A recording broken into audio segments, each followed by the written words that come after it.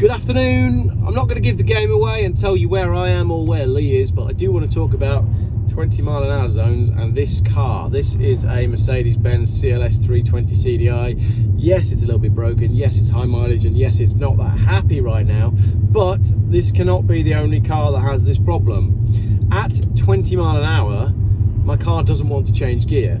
It wants to hang in a gear to the point where I can only get it to shift up if I accelerate through to 30 and then back off. But as I back off and it goes down to 20 again, then it drops down a gear, which means crawling at 20 mile an hour in this car is putting more strain on the engine because it's sitting at a higher rev. Basically, we're sitting at almost 2,000 RPM here.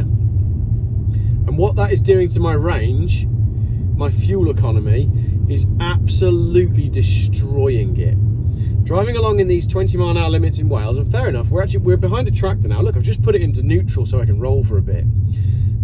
We're behind a tractor now, but it's the same thing in the 20 mile an hour zones. I drove into a 20 mile an hour zone earlier on, and I did the whole thing at 20, being a good little Jeff.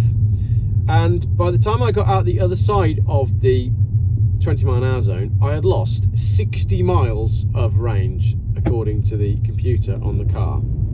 So 20 mile an hour zones to save the planet and for air pollution make absolutely zero sense in the real world. The tractor has now pulled over, which means I can accelerate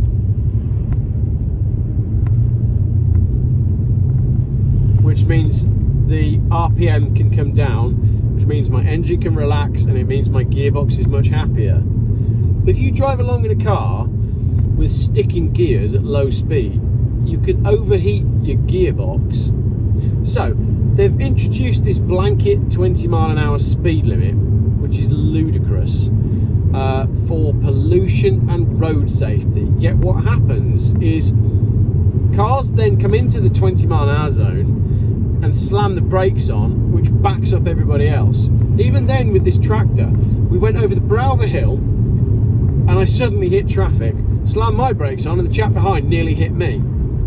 That was coming down from a 50 mile an hour zone. So it's absolute carnage. Our experience today of the 20 mile an hour zones is that it's like cutting the leg off your country.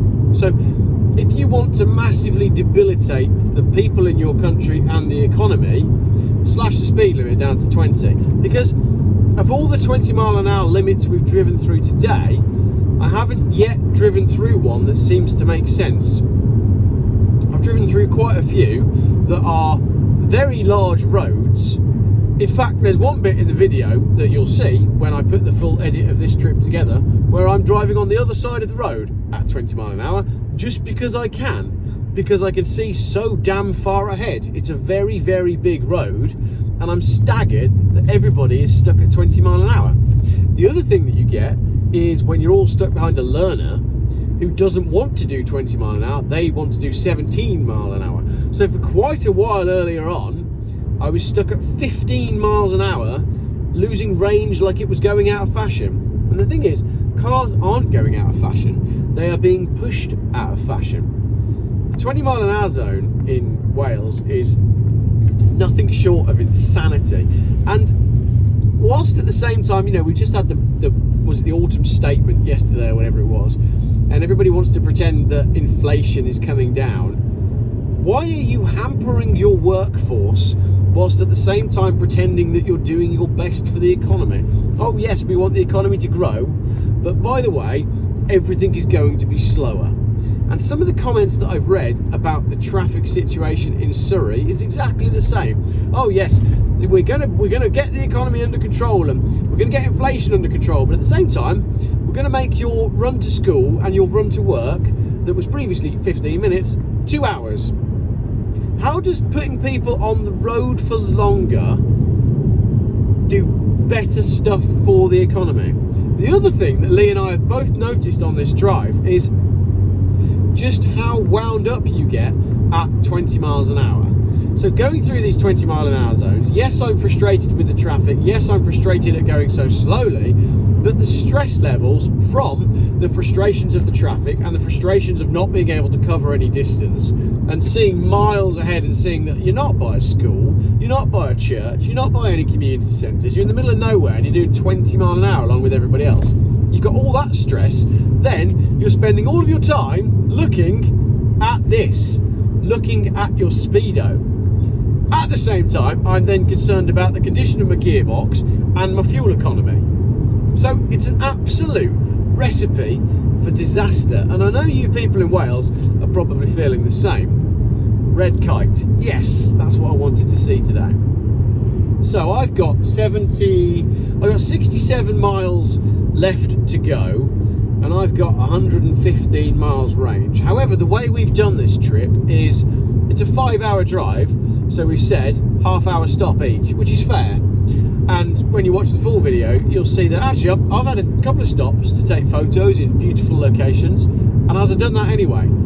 I need to stop for a further 10 minutes because I've only stopped for 20 minutes so far in my 5 hours, but I do fancy a drink now. I'm hankering after something healthy. I could do with like a healthy, oh, it sounds really wank, but I could do like a turmeric and ginger shot. Do you get those in Wales? Had one at I think it was a Marks and Spencer service station the other day, and it was great. Really perked me up. So that's what I'm after. So that's our trip so far. I say I'm not going to let on where Lee is, mostly because the road signs and the names for places are so long that I could read it out to you and I still wouldn't know where I am or where he is. He's charged once, and I don't think he's going to need to charge again. And I put £50 worth of diesel in not long after the start line, because I started with the fuel light on, just because that's the way it worked out this time. So it's going to be an interesting challenge. There's going to be some interesting conclusions, but yeah, 20 mile an hour speed limits. Lastly, this is going to come across in the video as well, because once again, remember at John O'Groats to Land's End, we struggled to phone each other because of signal. Well, if anything, this trip has been worse, despite the fact that most of the day my phone has shown that I've got 5G. In that case then, what's 5G for? Because it sure as hell isn't for making phone calls with your friends. So it's obviously for something else.